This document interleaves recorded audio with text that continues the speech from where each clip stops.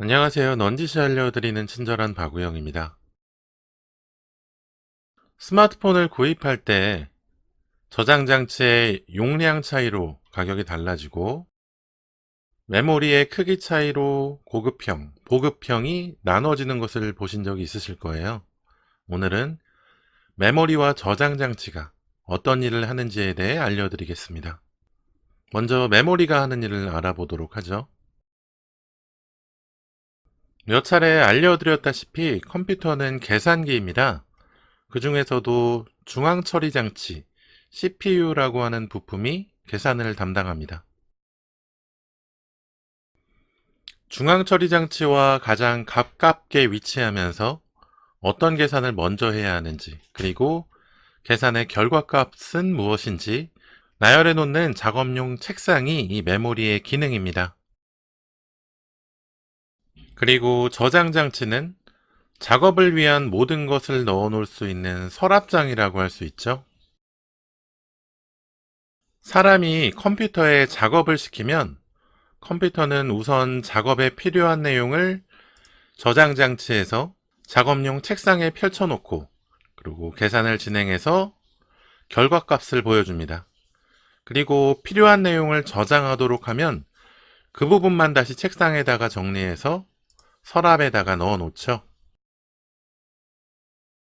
책상이 좁으면 저장 장치에서 자료를 조금씩 꺼내와서 조금씩 계산하고 또 필요한 만큼 꺼내오는 작업을 반복해야 하고, 책상이 넓으면 필요한 자료를 한꺼번에 꺼내놓고 작업할 수 있습니다. 당연히 한꺼번에 꺼내놓고 작업하는 것이 빠르겠죠? 컴퓨터가 종료되면서 전원이 꺼지면 책상, 메모리에 있던 내용들은 깨끗하게 지워지지만 서랍장, 저장 장치에 넣어놓은 자료들은 잘 보관되어 있습니다. 보통 컴퓨터에서 메모리는 반도체가 사용되어 왔고 저장 장치는 HDD, 하드디스크 드라이브가 사용되었습니다. 하드디스크 드라이브는 쉽게 생각해서 CD 같은 원판을 겹쳐놓은 장치인데 반도체인 메모리보다는 읽고 쓰는 속도가 많이 느립니다. 하지만 가격이 같은 용량의 메모리보다 저렴하기 때문에 높은 용량의 하드디스크 드라이브가 사용되어 왔죠. 요즘에는 속도 개선을 위해 원판이 아닌 반도체를 모아놓은 SSD, 솔리드 스테이트 드라이브를 많이 사용하는데 아무래도 반도체로 되어 있다 보니까 가격이 꽤 나가는 편입니다. 그런데 한번 SSD를 사용해보면 속도 개선 때문에 다시 HDD로 돌아가기는 힘들다고 얘기하더라고요. 스마트폰에는 SSD처럼 고용량 반도체 메모리를 저장장치로 만들어서 사용합니다. 저장장치의 용량이 높을수록 내가 사용하는 사진, 동영상, 문서, 프로그램 같은 자료를 더 많이 저장해 놓을 수 있습니다. 요즘 스마트폰들은 사진이 얼마나 잘 나오는지에 대해 광고를 많이 하는데 사진 화질이 좋아지면 좋아질수록 용량이 엄청나게 커집니다. 그리고 그만큼 고화질 동영상은 용량이 더 커지겠죠. 그래서 저장 장치의 용량은 많으면 많을수록 좋습니다. 아이폰의 경우에는 항상 그렇지만 저장 장치 용량별로 기종을 구분해서 출시합니다.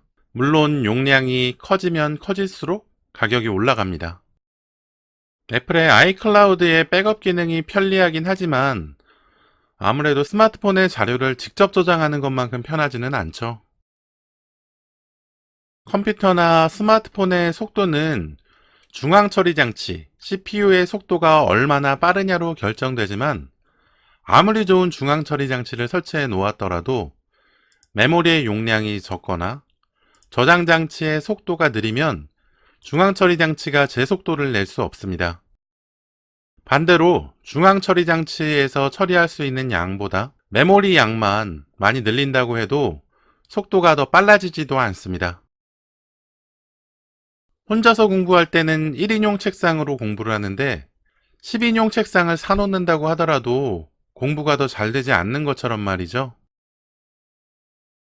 컴퓨터는 이진법을 사용하기 때문에 메모리도 2의 배수로 커집니다.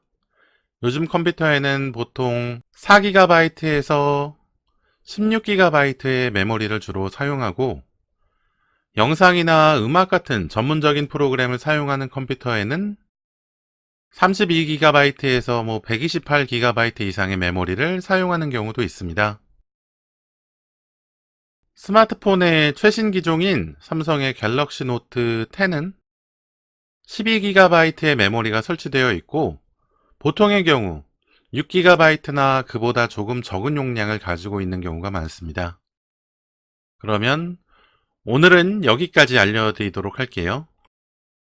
혹시 궁금하신 내용이 있으시면 댓글로 남겨주세요. 친절하게 알려드리도록 하겠습니다. 영상이 유익하셨다면 구독하고 좋아요를 꼭 부탁드릴게요. 지금까지 넌지시 알려드리는 친절한 박우영이었습니다. 시청해주셔서 감사합니다.